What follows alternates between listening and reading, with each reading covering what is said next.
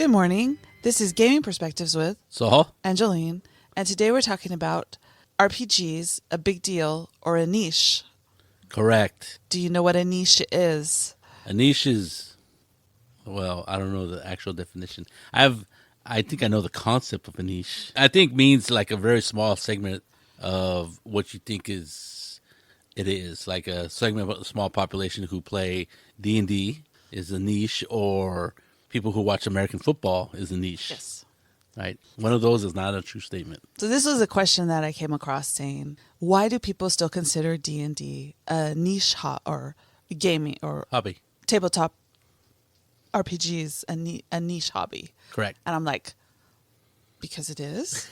But so I'll crunch some numbers, which is an amazing thing in and of itself. Yeah, yeah. So what does it mean, right? I think I know why this person was asking that question, because if you are involved in role playing, like let's say you play role playing games and a lot of your friends play role playing games, and let's say like people like us, we also go to conventions, so we're kind of surrounded by people who play role playing games. So you would think that everybody does this, right? Yeah, so it's a high percentage. It's a high percentage of the population, but it's just a high percentage of the population that you surround yourself with. So that's kind of like people who play chess. If you play chess and play chess regularly and go to tournaments, you would think almost everybody plays chess. And everybody knows a chess master. Well, I don't know. Yeah, I don't know. If you go to tournaments. Oh, yes.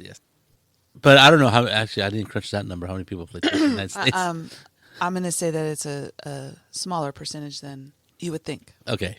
So I think anytime you look at something through your own eyes and you're like, oh, yeah, this is obviously normal, you have to look at it through a different perspective. And I think that's the problem that this person had. I mean, it's not a problem, but that's the situation this guy was in, or this person was in, when they were saying, well, D&D, why did they consider it niche? How could it be? Because everybody I know plays it. You're right. Or something along those lines. So you did look at the numbers, right? Right. So what I did was I looked at other hobbies in the United States. Okay. Before I even tell you how many people supposedly play D&D in the United States or role-playing games. So by the numbers, this is it. Movies. How many people go to the movies in a year or throughout the year? And I think a lot of people, I think this number probably has gone down since COVID, because a lot of theaters are struggling still 5 years after COVID. I think a lot of people got used to just streaming stuff at home, which is a big problem for theaters.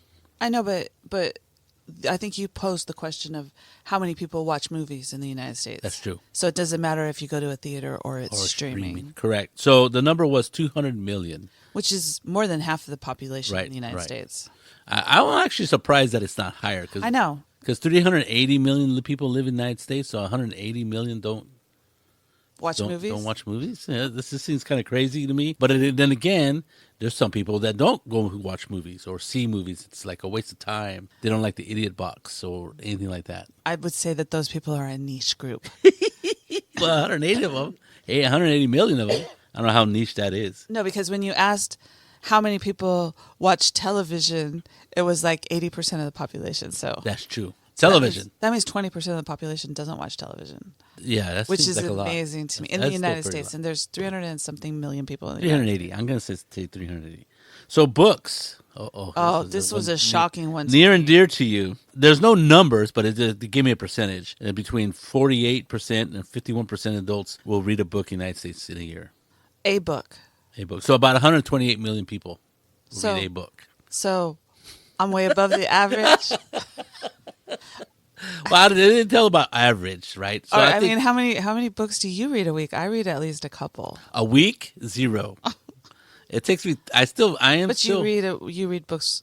You read a book in a month. No, I'm still working on Winter's Heart. Yeah, but you've been busy the last little bit. True.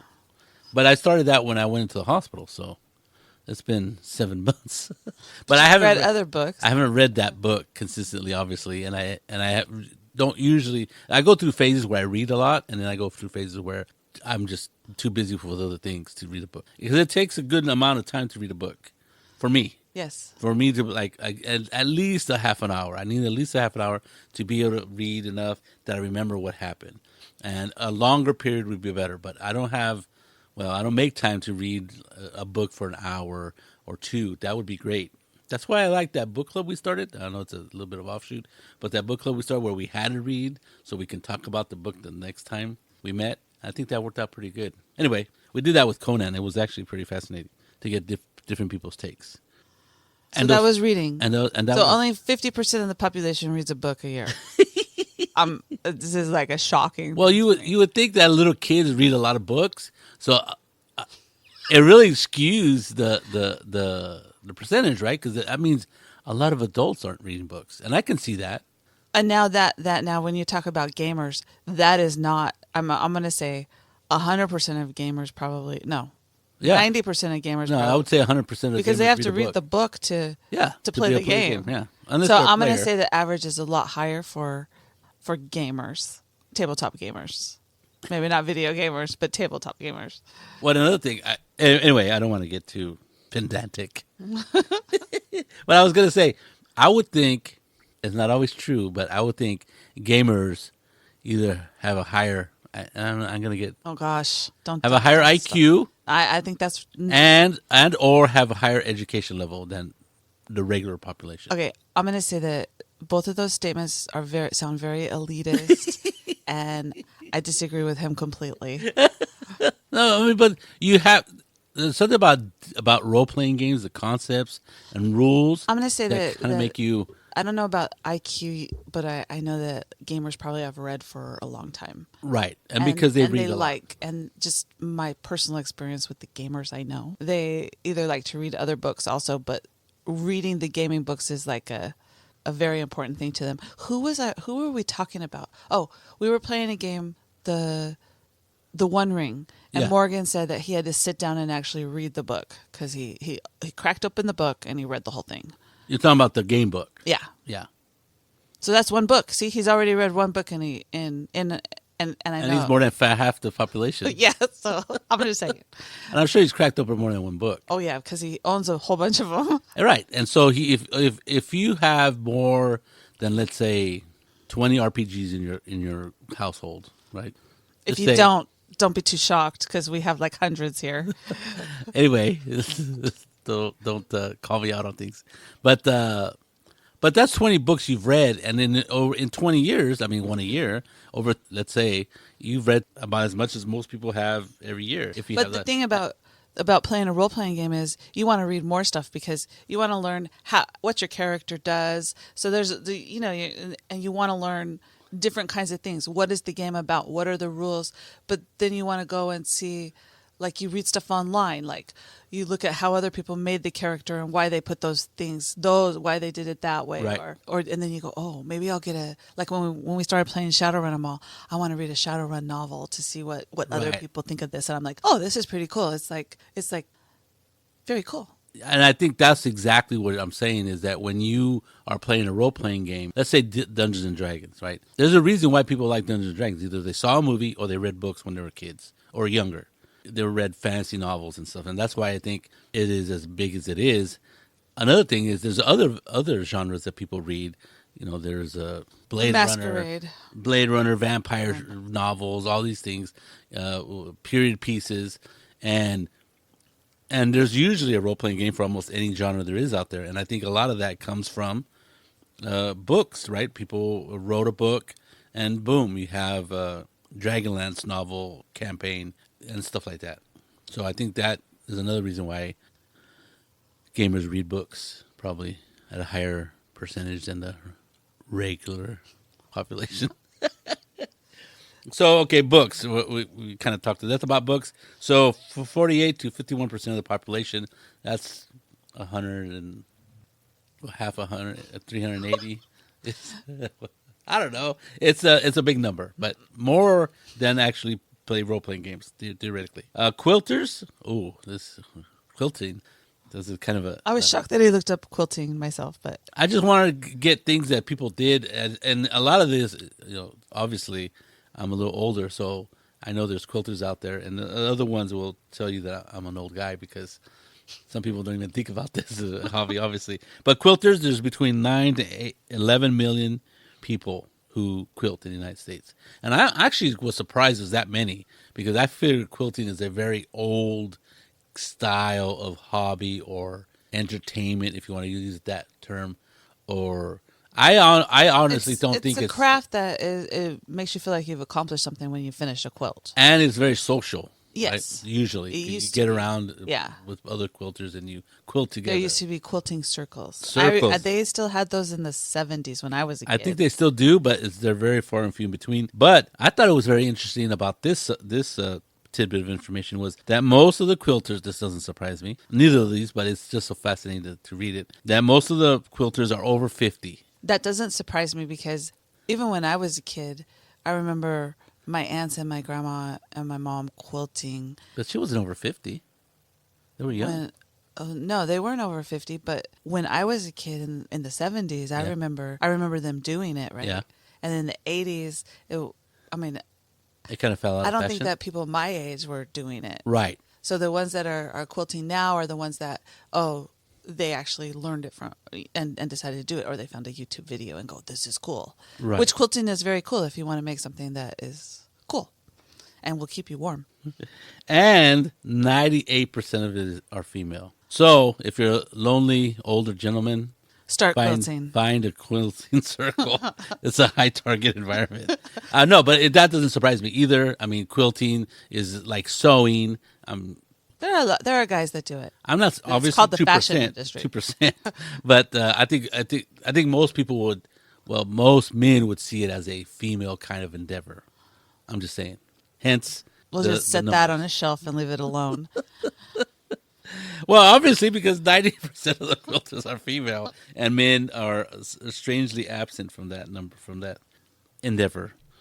So again, we'll compare that to D&D. And model trains. I picked this one out of the dust yards of hobbies, right? And there's a model train store here in San Jose, right down the street, on Winchester Boulevard. Been there forever. But how many people do you think in the United States are model train enthusiasts or hobbyists? Well, I know the answer because you told it to me earlier. Yes, 100,000 to 500,000. Now that's super low. I mean, that is a niche. That is really niche, and I think it's just a dying sort of hobby, right? Because funnily, I don't think that's quite the word. It is funny that on Big Bang Theory, Sheldon is a train enthusiast. And he goes to the model train store. He has people take him to it, and they even go on a train. And he's really into trains, right? Right. So it is in popular culture now, sort of. But I think sometimes what I'm saying is that it's interesting that it's such a small percentage, and I'm going to say it's mostly going to be men, right?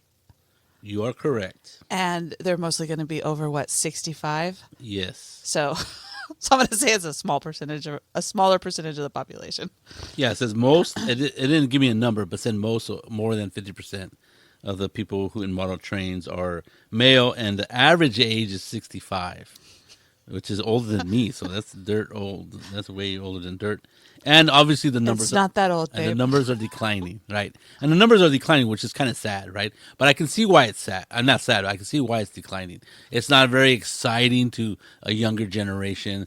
I mean, a lot of times, unless you take them on trains, then they might be excited about it. Yeah, and I think it has to do with historical ties, right? They're very historically minded about what kind of train this is, and then you have to have space, which a lot of people don't have space. Like if you live in New York City and live in an apartment, I mean, how much space are you going to dedicate to?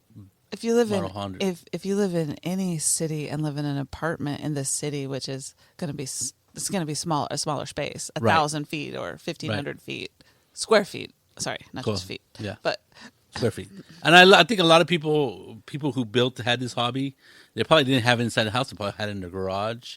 My brother had a model train that he got. I don't know where he got it from. Which brother? You say yes. Okay. And he had it in his garage, and he didn't want to tear it down and put it up again, so he had put it on a platform so he could just raise it up into his rafters of his garage and lower it when he wanted. Oh wow, that's pretty amazing. I think Felipe helped him with that at this point, actually. Anyway, so model trains, it seems to be a dying sport or dying hobby, and it just there's all kinds of things going against it, right? It seems kind of slow and boring compared to more exciting things like video games.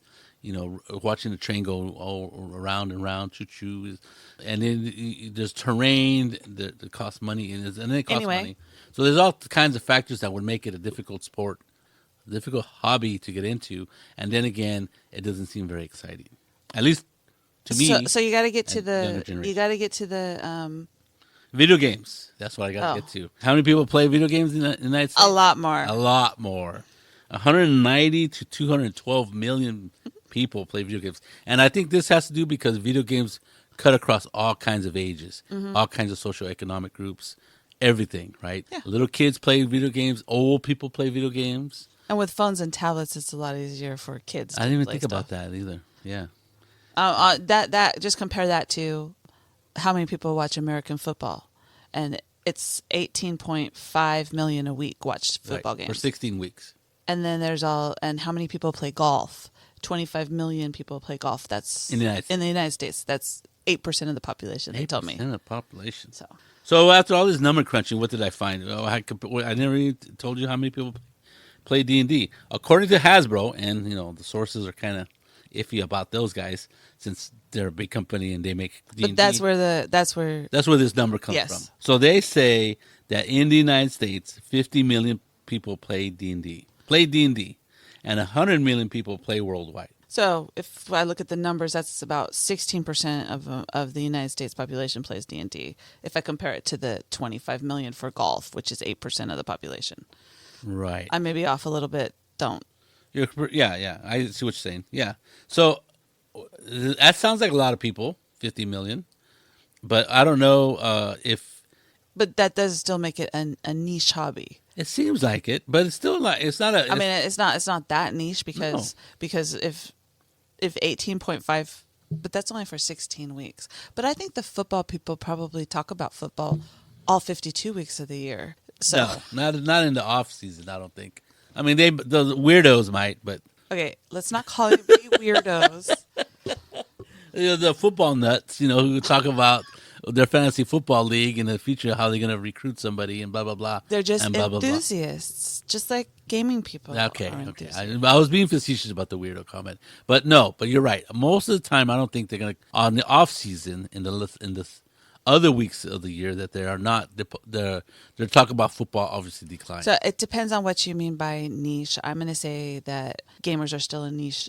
Tabletop role-playing games are still niche compared to if you're talking about video games, which seems to be quite a bit more of the population plays it.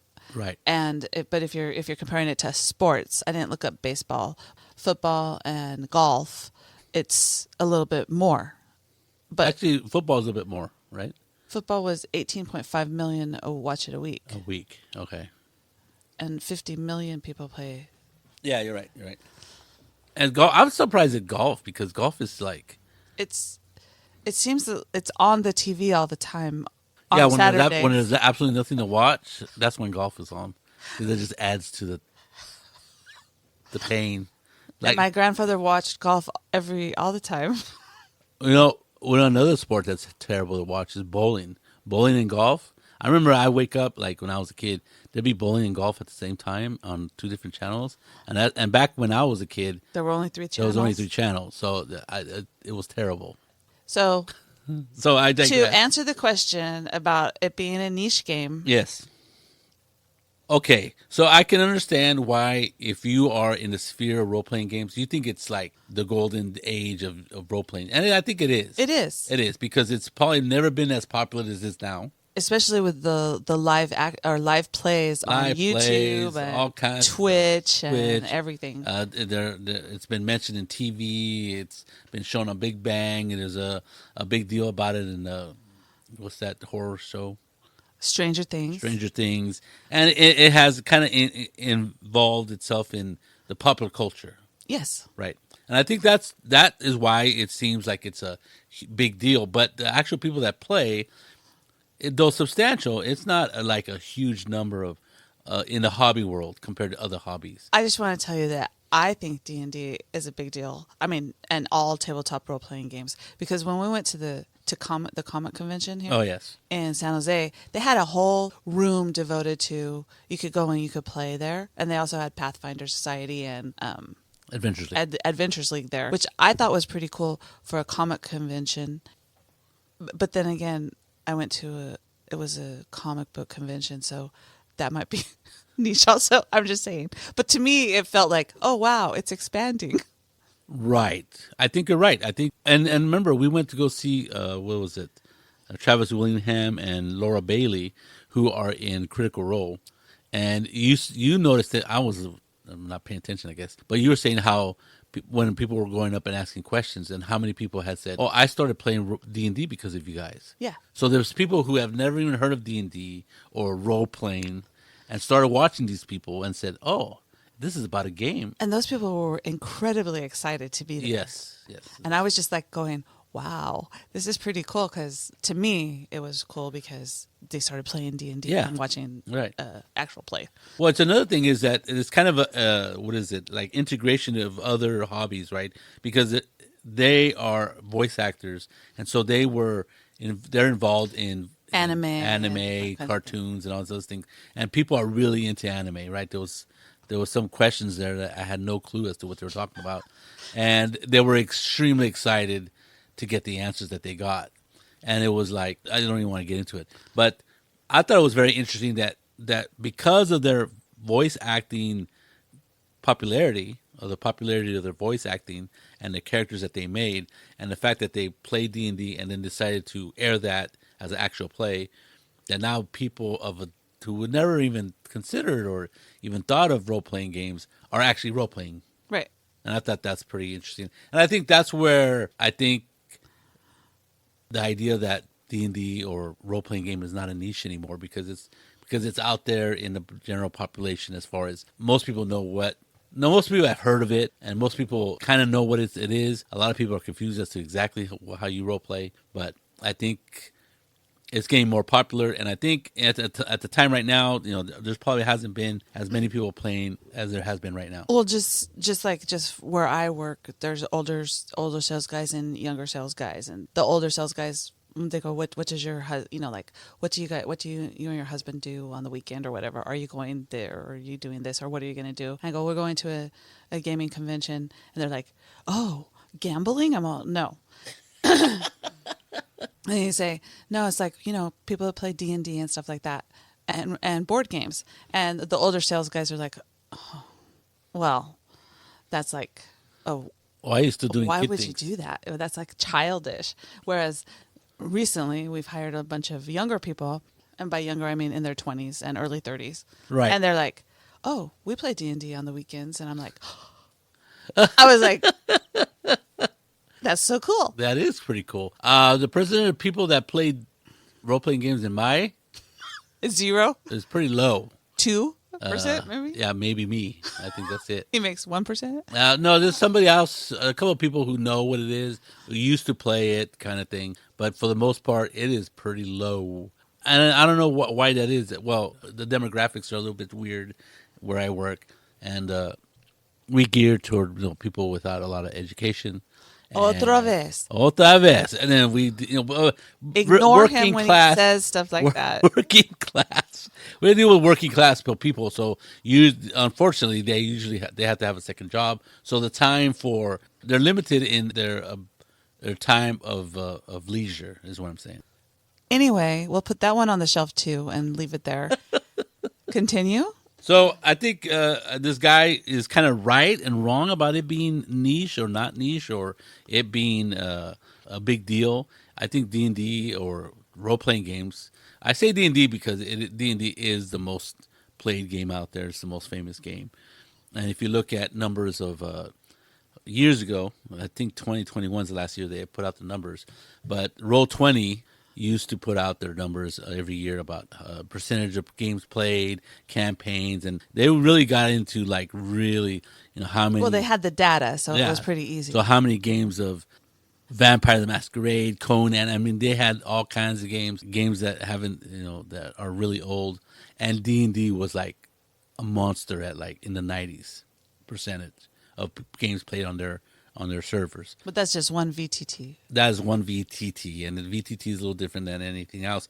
But if you use that as a way of extrapolating the data, that if a huge, I forget what the number was, I should have looked it up, but it was like in the mid-90s% play D&D, and the rest is everything else, which is kind of sad, right? Because there's a lot of games out there. But then again, that's not necessary. That's just a very small percentage of people playing games are playing them on Roll20. Right, that's true. So, I forget how many people are. So your numbers might be a little skewed on that. Well, I mean, it's like taking a poll, right? Right. You're taking a sample of the people. Now, I don't know how these people who play online skew. I don't know. But it is interesting. D&D is obviously the most played. It's the gorilla, 800-pound gorilla. And then but then you look at Call of Cthulhu is probably right by it. Tiny. I forget what the second one was. Probably Pathfinder. Yeah, Pathfinder too. But then it gets. Whew, I mean, then the other games are fighting over half a percentages of numbers, and it was really interesting. I think they call it the ORR. I don't know what it stands for, but it's called the ORR report. Okay. And online role playing report, maybe. And I thought it was very interesting. Even when I first saw it, I was like, "Whoa!" It was really, really shocking to see so many people. But if you're playing talking D&D. about 2021, that's when D&D was making a surge in the 2018, 2019, and 2020 really made a surge of online play. Online and because of the pandemic. Yeah, people were playing a lot. So I'm just saying those numbers could be a little skewed there too. Yeah, that's true. Yeah. So I think ultimately it is a growing hobby. I think it will probably keep growing. I don't see why it wouldn't. And I think it is a niche still compared to other hobbies that people do in the United States or around the world. I thought it was interesting that 50 million people play here and only 50 million play around the world, or 100 million people around the world, which is the world. Well, if you think about different populations, how big they are, the United States has a pretty big population, but not compared to India or China. Right. Right. But still, like if you're talking about the people that play in the UK, it's going to be a small. France, it's going to Germany. obviously be a smaller number. You know what I mean? Like, right.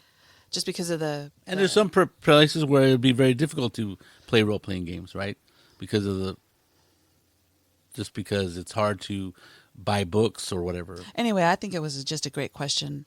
That the idea that you could ask the question is why D&D shouldn't be considered a niche hobby anymore, because there's so many people playing it. Right. I like that someone actually asked that question. Oh, I thought that there was so many people playing it. Because that's pretty cool to me, right? Because I've been playing for a long time now, and